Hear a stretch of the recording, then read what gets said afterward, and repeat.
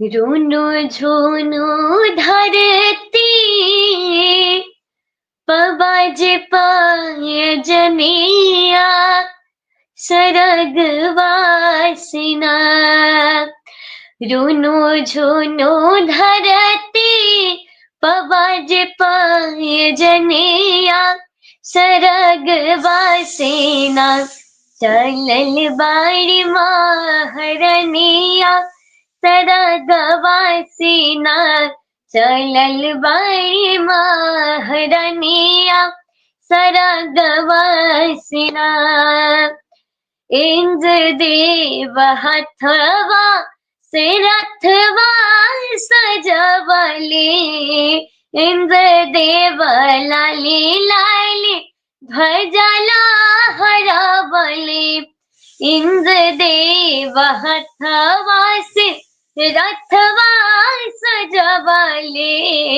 इंद्र देव लाली लाली ध्वजा लहरावले।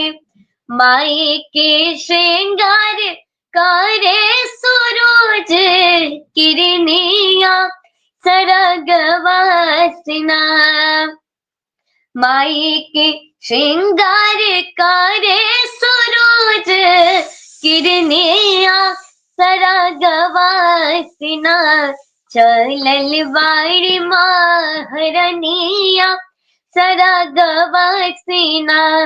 चलल बाड़ी महारनिया सरग वासिना। रूनु झुनु धरती पबाज पाय जनिया सरग वासिना। रूनु झुनु धरती पबाज पाय जनिया सरग वासिना। चलल बाड़ी महारनिया सरग वासिना। चलल बाड़ी महारनिया सरग वासिना।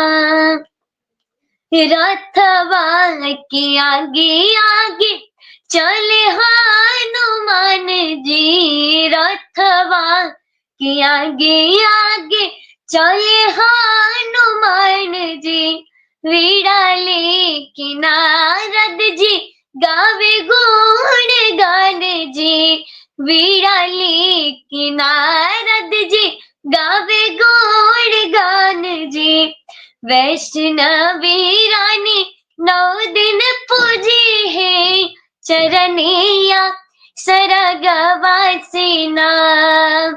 वैष्णवी बेटी 9 दिन पूजी है चरनिया सरग वासिना।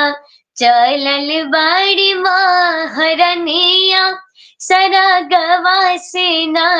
चलल बाड़ी महारनिया सरग वासिना।